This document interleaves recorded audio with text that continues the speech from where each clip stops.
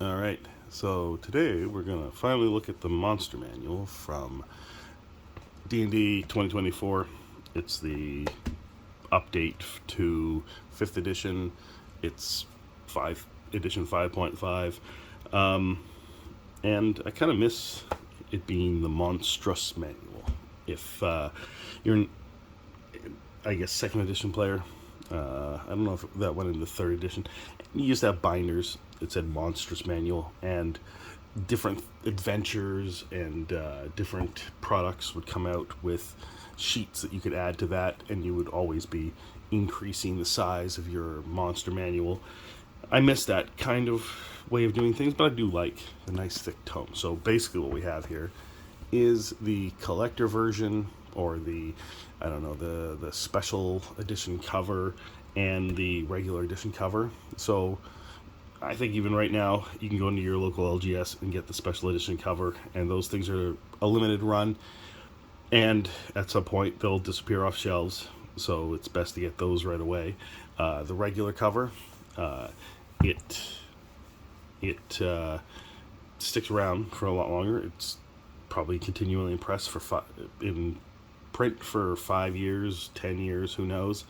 Yeah, so basically, it's a nice little collector edition for people that are really into D&D, but everything else in the book is the same. So we'll take a look at the regular cover and go through it.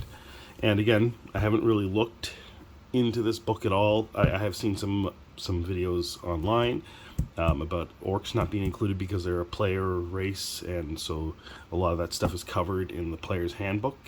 So we'll look into the orcs in this book specifically, and I think maybe there were a couple other things that we're missing, but from what I understand, they're the sort of regular generic races, the first things that you get encounter when you're at low level. And I think there's a lot of resources for that online, YouTube videos and discussions and that sort of thing, and all kinds of third party companies have made their own products around creatures like that.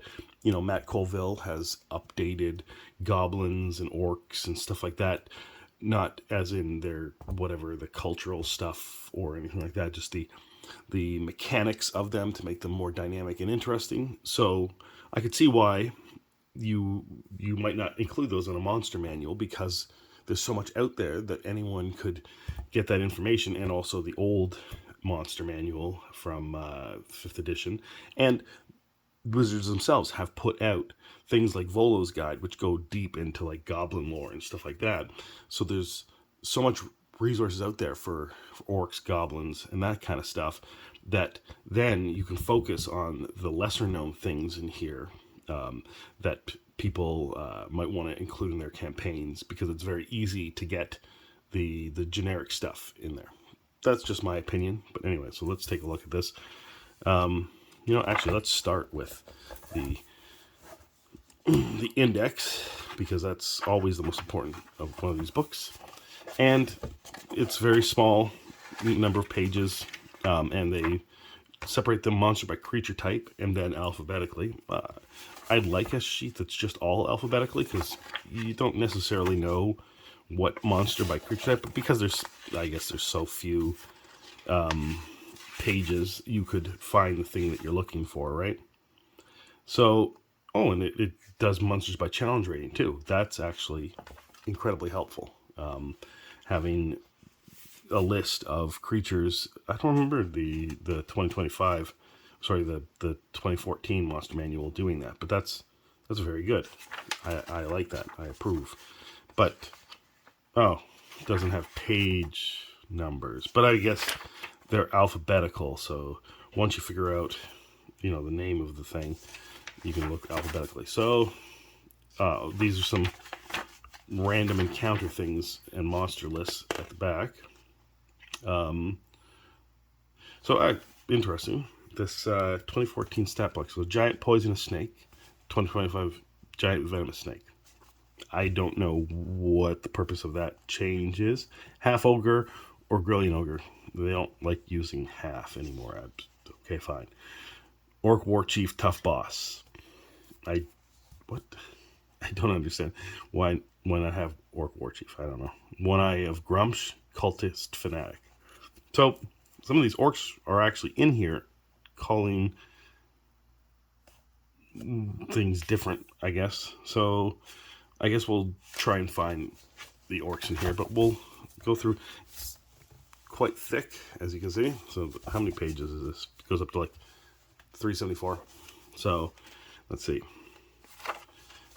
Oh, there we go. The index is on the front page, actually, with the page numbers. That's actually, front or back doesn't matter to me, but I guess this is very helpful to find specific thing. There's a how to use, initiative hit points, parts with stat block. Basically, it gives you an overview of the mechanics and what to do with these listings. So it looks pretty much like the old monster manual. It's a little bit more, I guess, UI designed. Yeah, so I don't think I've ever used Eric Carcross, so I'm not that familiar with him. So we'll get to something that I am familiar with. That's one of the things about these monster manuals. I think I've read so little of the listings, basically since the 80s, that I'm not that familiar with everything unless I've specifically used it. And I've used it a lot. Like, obviously, Beholders I've used, but just not that much because you have to be pretty high level to encounter one of them. And, of course, dragons, same thing. I actually used, was it young black dragons or wormlings at some point. So there's not as much. I think there was a little bit more detail and background and lore about these things in the 2014 5th edition Monster Manual. But like I said, there have been other books that have come out, like the Dragon books and that kind of stuff, that have gone deeper into that stuff. So a lot of those resources are online. Of course, a lot of YouTubers have made videos about these things. So it's fine for there to be less information as long as they're improving the design of the thing. Yeah, so that's weird. So the dragons are not just under a dragon listing. They are in their separate names. I'm not sure. I think that's a very good idea. I think that all dragons should be just under dragons, and then you have the different dragons separated, and then you have just multiple pages of dragons. I'm pretty sure that's how it was in the 2014 5th edition, and that's how it's been in almost every monster manual. And I don't know if I want to specifically go alphabetically, try to find black dragon, then blue dragon, and then go to the back of the thing to find red dragon. I just want to look dragons and then look at them. So I'd say that's a bit of a miss. I mean, maybe it's a change they thought was better, but I don't see how. Yeah, so it's cool that they got full splash pages for some things. Bone Nagas. All right. And now we're at brass dragons, of course. And that's another thing, is I want them separated, the chromatic and then the metallic, or the metallic and then the chromatic, under one dragon listing that takes up 20, 30, I don't know how many pages it would take up. And I just want every single dragon in those. Use bullets. Yeah, I'm not seeing much difference here in these listings. Oh, here's some bugbears. And that's another thing. So I would want the bugbears to be under goblins, because they're considered to be under goblins. So that's how I would have put it together. But I mean, if you're just looking at specific creatures, then I guess because it's listed alphabetically, and then you'd have the index say bugbears, see goblins. I prefer that, but I could see why they might want to simplify it a bit more. Let's see. So let's get to the orcs now. The cloaker. Everybody loves this is a thing, but it's actually a creature, and it's a surprise, and now your party is screwed. Haha. Colossus. Cultist Fanatic. Was that one of the things that was one of the orcs? Claws. Okay. Elemental Cultist, Aberrant Cultist, Death Dog. Let's go. Let's just jump ahead to try to find. See, this is the thing. There's Fire Giants. So are all the giants together? Okay, so this does look like Elemental Cataclysm. Freet, Earth Elemental. All right. What comes after Fire Giant? Fomorians, alright, Flumps. What? Again, I'd like to have all the giants together. But again, there's a book that has just every single giant in the lore of the giants and all the stuff, so I guess it's not that big of a deal. I just prefer it. So it's where Grey Oozes, Grells, Iron Golems, Kraken, and what's this? Modrons, Myconids, Phase Spider, Pit Fiend. Okay, so that's P for Poltergeist, so we gotta go back to find O for Orc. Owlbears, Oni, Ochre, Ogres. Okay, so yeah, there is no orc listing. But again, if I go back to here, let's see where the changes were. Well, it was actually one page ahead. Okay, so orc is tough. So let's look up tough. T-O. Oh, we're ahead. Trent, Troglodyte, Thrycreen. Oh. Tough. Okay, so it looks like any sort of humanoid can be a tough, all right. And if you're just looking for an orc, just use a tough, I guess. And it's not race specific. And I don't even see any, like, if it was modular, like, I want to be this kind of tough or that kind of tough. I don't know. So what are the kind of orc? Orc Eye of Grumsh is Cultist Fanatic, so we saw that. And then Tough Boss, that's on there. And Orog is Berserker. I think we saw the Berserker. Alright, so Goblin is just Goblin Warrior. Okay. Drow Mage, Bandit Deceiver. I don't understand. Alright. Let's look up Bandit Deceiver. Just to see. So we're Dryad. Bronze Dragon. Brass Dragon. Black Dragon.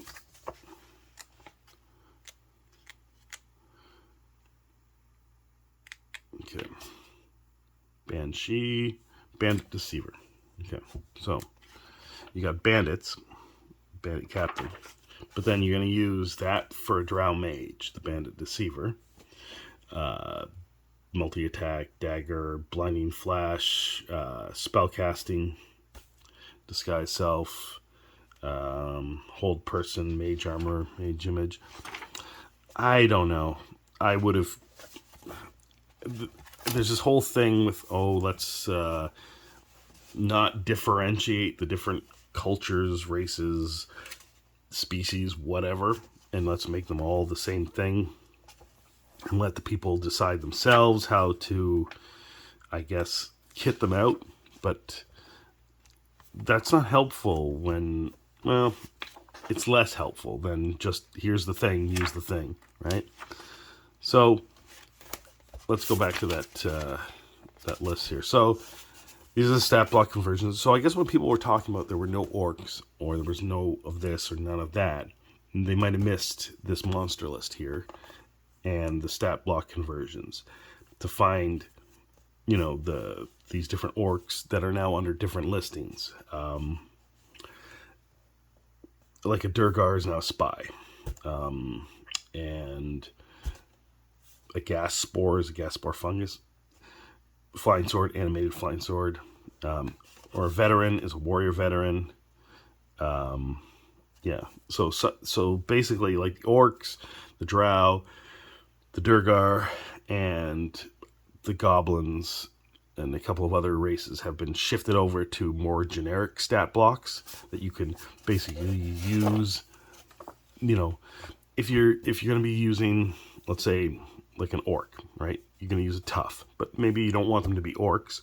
You want them to be minotaurs, so they're minotaur toughs, or they're elf toughs, or whatever, right? So I understand that's interesting in that, so you don't, you know, in the first levels, you know, like, I'm not always just fighting goblins, right? I'm fighting goblins, elves, I don't know, different creatures that are at first level, but they all have the same stat block. The players don't necessarily know that, and it just makes it easier for you to have a variety of encounters that aren't all just one race if you don't want it to be. That is one, I guess thing in the positive chamber for that. And again, like I said, this having it by challenge rating is good, and you can adapt things. Basically, you can change stuff around yourself. And the 2014 Dungeon Master's Guide showed you how to do that, or maybe it was the Monster Manual. So hope I don't see that here. These are all the basic animal type creatures that you throw in random encounters in dungeons or jungles or forests or on the road or whatever, right? But it's weird because it's Appendix A animals, so that's A. I would have put that in the front. And there's zombies. All right. So it's basically the same as the 2014 in its layout. Maybe a bit easier to parse, but like the actual listings themselves. But I don't like the way that it's formatted and laid out. I want all the dragons in one listing, all the giants in one listing, and then this using tough to represent orc is not good if I want specifically orcs, but is good if I just want an encounter of, you know, toughs, and then I can just choose whatever race is appropriate to my campaign. So that one's situational, and I can see why people thought there aren't any orcs in the book, because it's not specifically orcs, but the toughs represent the orc stat block and the, I don't know, the fanatic cultists and whatever else. So that's the 2024 Monster Manual, and overall I think it's pretty good. I think it's pretty helpful, and I'd be using both, I guess. I think I prefer the 2014 Monster Manual to this one, but, you know, to each their own. And this is the one that's in print, so if you don't have one, you can get this. And it's not bad. It's not unusable. It's just slightly different than the 2024. And yeah, so I would definitely pick this up if you need a Monster Manual.